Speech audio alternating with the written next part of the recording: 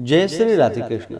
आप सभी का आपके अपने YouTube channel VK Mishra present में बहुत बहुत स्वागत है।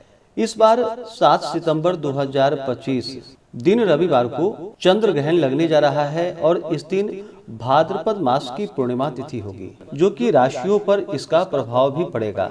जो 4 राशियां हैं उनके लिए यह लाभकारी होगा, अन्य 8 राशियां उनके लिए यह लाभकारी नहीं होगा।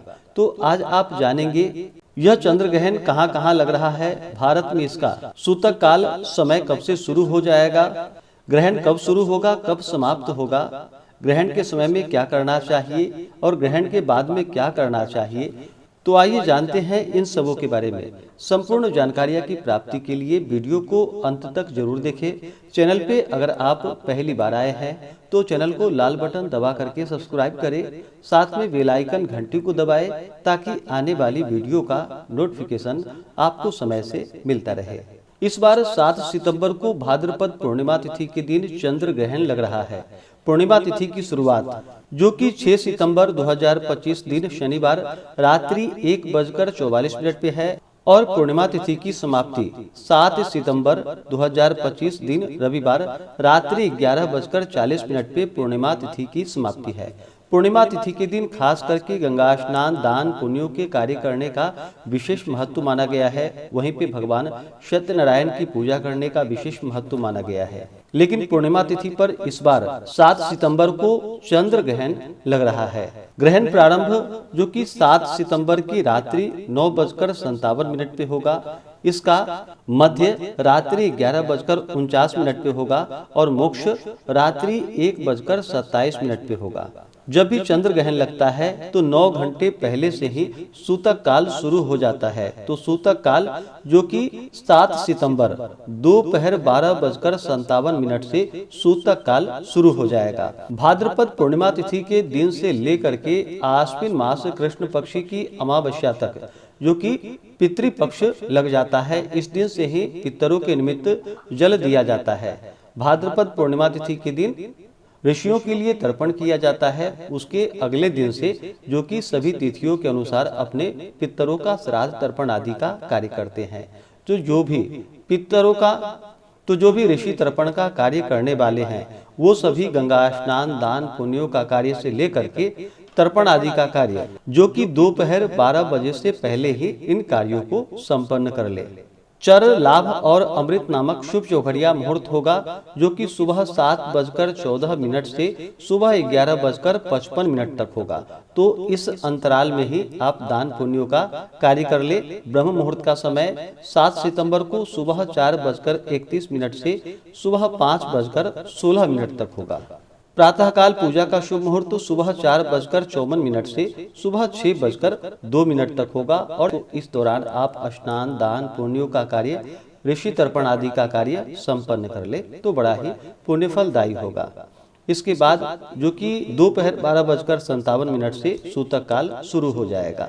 यह ग्रहण जो कि भारत, अटलांटिका, पश्चिमी प्रशांत महासागर, ऑस्ट्रेलिया, एशिया, हिंद महासागर, यूरोप, पूर्वी अटलांटिक महासागर आदि जगहों पे दिखाई देगा और यह ग्रहण भारत में होने के कारण इसका सूतक काल भी भारत में मान्य होगा। यह ग्रहण कुंभ राशि और शतभिषा नक्षत्र से गुजरते हुए पूर्व भाद्रपद नक्षत्र में लगेगा। तो शतभिषा नक्षत्र में जन्मे लोगों पर भी इसका प्रभाव अवश्य ही पड़ेगा। तो कुंभ राशि और पूर्व भाद्रपद नक्षत्र में जो कि यह चंद्र ग्रहण लगेगा।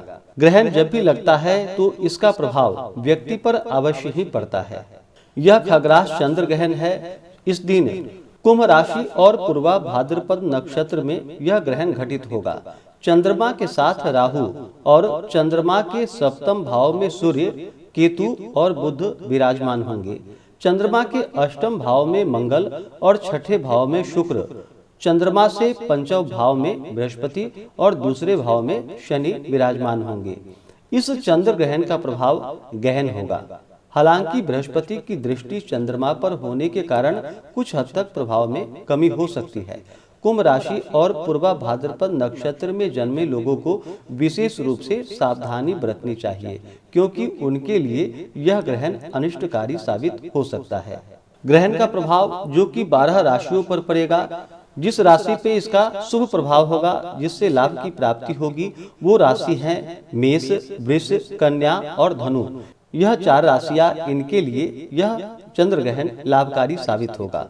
वहीं पे मिथुन, कर्क, सिंह, तुला, वृश्चिक, मकर, कुंभ और मीन, इन राशियों के लिए यह चंद्र ग्रहण जो कि हानिकारक साबित हो सकता है।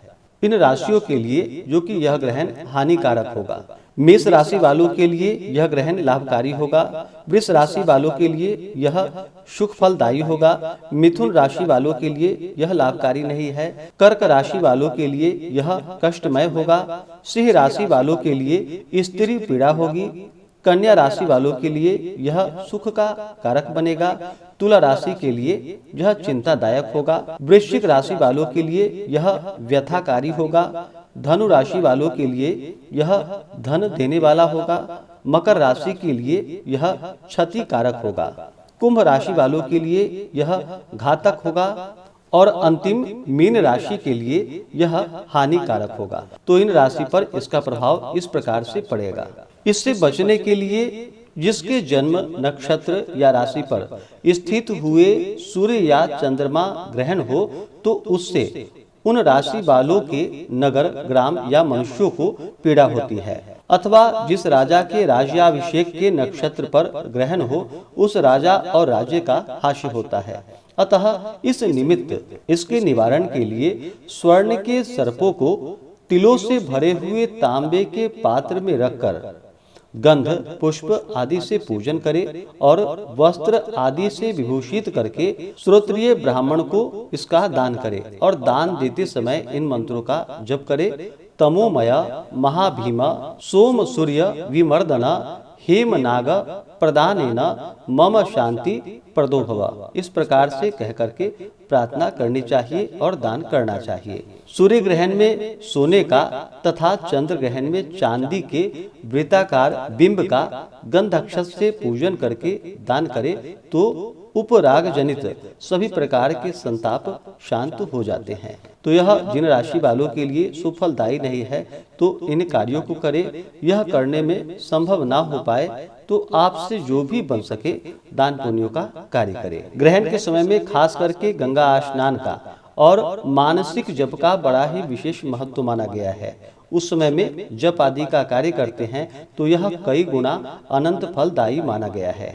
ग्रहण में जो कि बालक, वृद्ध और रोगी को छोड़कर अन्य लोगों के लिए भोजन निषिद्ध माना गया है तथा ग्रहण के समय में बिल्कुल नहीं सोना चाहिए, भोजन नहीं करना चाहिए। इस समय ब्रह्मचर्य का पालन करना चाहिए। ग्रहण के समय में खास करके जो कि गर्भवती स्त्रियों को घर से बाहर नहीं निकलना चाहिए। अपने आसपास धारदार वस्तुएं, कैंची, चाकू, सुई आदि बिल्कुल भी नहीं रखनी चाहिए। ग्रहण के दुष्प्रभाव से बचने के लिए गर्भवती स्त्रियों को ग्रहण से पहले ही जो कि लाल चंदन की 3 रेखा या गेरुआ आदि अपने उदर पर, पेट पर लगा लेनी चाहिए। इससे ग्रहण का दुष्प्रभाव कम होता है।